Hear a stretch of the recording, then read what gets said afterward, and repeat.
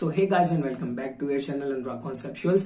काफी दिनों बाद वीडियो आ रही है कंपनी लॉ की, क्योंकि आप लोगों के लिए कंप्यूटराइज्ड नोट्स प्रिपेयर कर रहा था। कंपनी लॉ के चैप्टर नंबर 1 के जो नोट्स हैं वो प्रिपेयर हो चुके हैं। डिस्क्रिप्शन में आप लोगों को लिंक मिल जाएगा, आप जाके वहां से डाउनलोड कर सकते हैं और एंजॉय कर सकते हैं नोट्स को। तो चलो भाई एंजॉय करो वीडियो को, स्टार्ट करते हैं रिकॉर्डिंग। और ये रहे हमारे चैप्टर नंबर 1 के नोट्स। कंपनी लॉ चैप्टर 1 चल रहा था हमारा इंट्रोडक्शन टू कंपनीज एक्ट 2013। एक बार रिकैप करते हुए चलेंगे कि कौन कौन सी चीजें हम लोग इस चैप्टर के अंदर पढ़ चुके हैं। तो सबसे पहले तो हमने एक शॉर्ट इंट्रोडक्शन लिया था कि कंपनीज एक्ट 2013 के अंदर कितने प्रोविजंस हैं, कितने शेड्यूल्स हैं, कहां कहां पर ये एप्लीकेबल होता है। फिर हमने पढ़ा था applicability of companies act 2013 means कौन सी कंपनीज हैं जो कि इस एक्ट के अंदर आती हैं, या कौन सी कंपनीज पर कंपनीज एक्ट 2013 एप्लीकेबल होता है। इसके बाद हमने पढ़ा था मीनिंग ऑफ कंपनी, और उसके अंदर हमने इसके पढ़े थे फीचर्स। अगर फीचर्स ध्यान हो तो उसके लिए एक ट्रिक बनाई थी, SPLAC। अगर आपको ध्यान है, S से होता था सेपरेट लीगल एंटिटी, P से परपेचुअल सक्सेशन, L से लिमिटेड लायबिलिटी, A से artificial legal person and C से होता था कॉमन सील। ठीक है, ये उसी के सारे पॉइंट्स हैं। ये सब हम लोग पढ़ चुके हैं, ठीक है ना। तो थोड़ा सा फास्ट कर रहा हूं। फिर एक कॉर्पोरेट व्हील कॉन्सेप्ट पढ़ा था, जिसके अंदर एक बहुत ही फेमस लॉ हम लोगों ने पढ़ा था। फेमस केस लॉ था Solomon versus Solomon and company limited. वो भी बड़े डिटेल में डिस्कस कर चुके हैं, और ये सब उसी का पोर्शन चल रहा है। हाँ, मेन हमारा ये चल रहा था classes of companies under this act.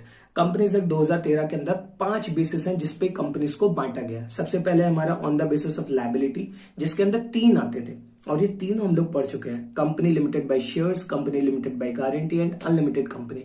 ये तीनों हम लोग पढ़ चुके हैं बड़े डिटेल में। फिर हमने पढ़ना था on the basis of members. Members के बेसिस पे कंपनी है 4 तरीके की। सबसे पहले 1 person company, private company, public company and small company. Small company में कुछ प्रोविजंस चेंज हुए थे, उसके लिए मैंने अलग से वीडियो बनाई थी। आप पुरानी वीडियो प्लेलिस्ट चेक कर सकते हैं, सबसे बढ़िया।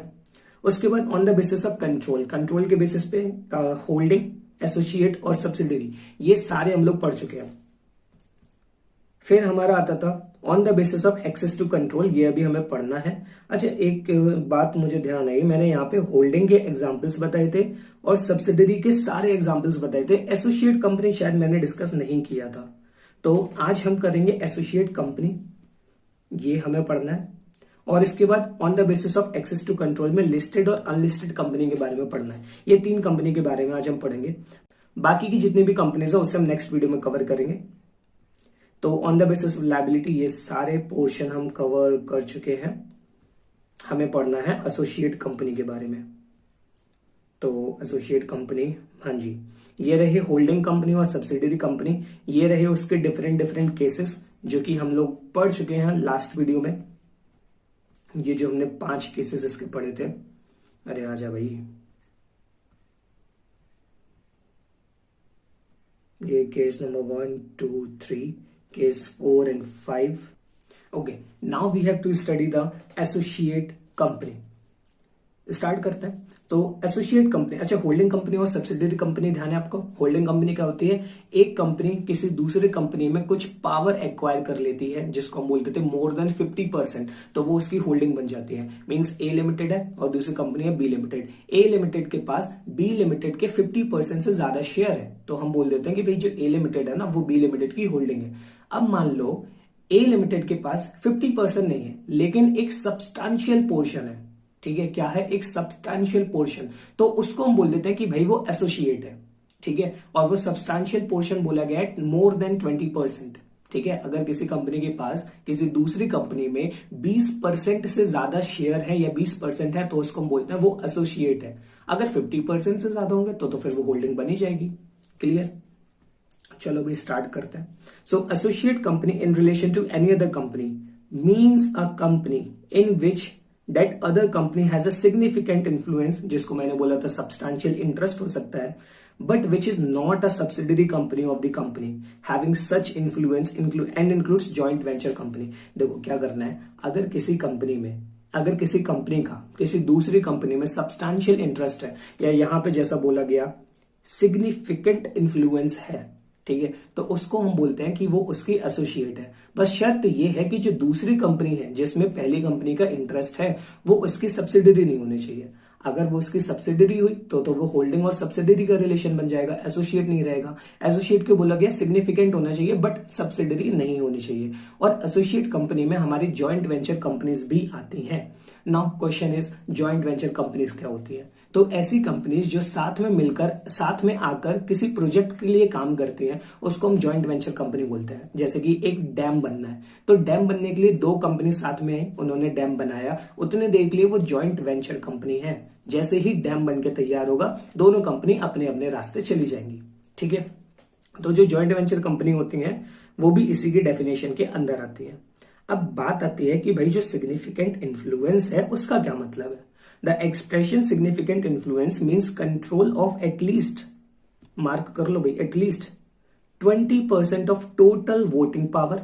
अब वोटिंग पावर होना चाहिए, या फिर कंट्रोल और participation of business decisions under an agreement. या तो टोटल वोटिंग पावर का 20% हो, या फिर जो composition of board of directors होता है किसी दूसरी कंपनी के अंदर, उसका कितना परसेंट हो? 20%। तो हम बोलते हैं कि भाई सिग्निफिकेंट इन्फ्लुएंस है। और अगर सिग्निफिकेंट इन्फ्लुएंस है तो सामने वाली कंपनी क्या कहलाती है? हमारी एसोसिएट कंपनी।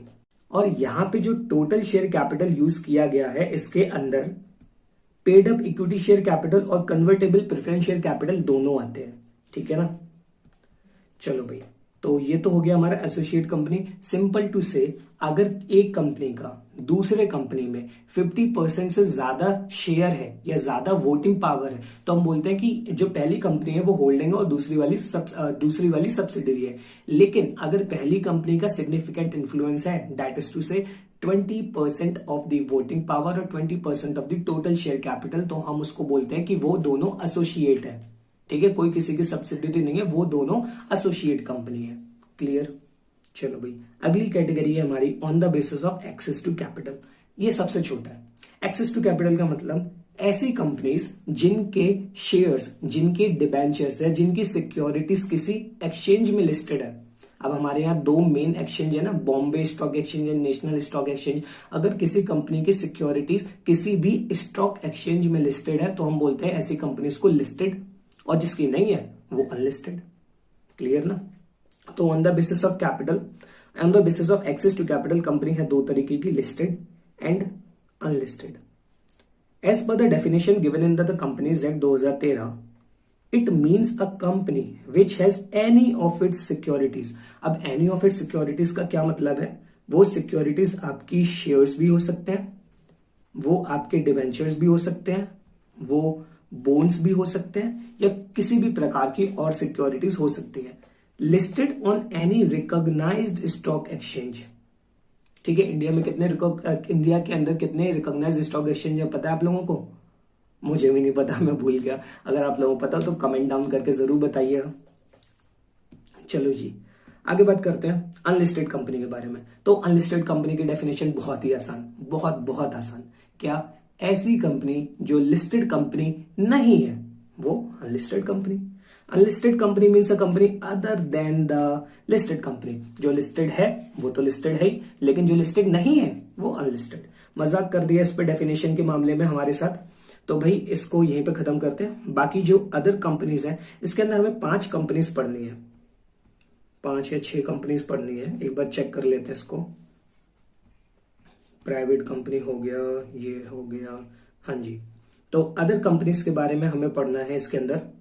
एक तो गवर्नमेंट कंपनी। गवर्नमेंट कंपनी बहुत आसान है, अभी बता देता हूँ, मतलब अभी नहीं, नेक्स्ट वीडियो में बताऊंगा। Foreign company, section 8 company, dormant, Nidhi and PFIs. Total 6 companies के बारे में हमें इसके अंदर पढ़ना है, अदर कंपनीज के अंदर। तो इसको नेक्स्ट 2 वीडियोस में कवर अप करने की कोशिश करेंगे, और इस वीडियो को यहीं पे रोकते हैं। आप लोगों को नोट्स की लिंक डिस्क्रिप्शन में मिल जाएगी, आप जाके वहां से डाउनलोड कर सकते हैं, एंजॉय कर सकते हैं और अपने दोस्तों के साथ शेयर कर सकते हैं। तो भाई इस वीडियो को यहीं पे रोकते हैं, मिलते हैं नेक्स्ट वीडियो में। तब तक के लिए bye bye and take care. And guys, if you like this video, hit the like button, subscribe to the channel and share with your friends.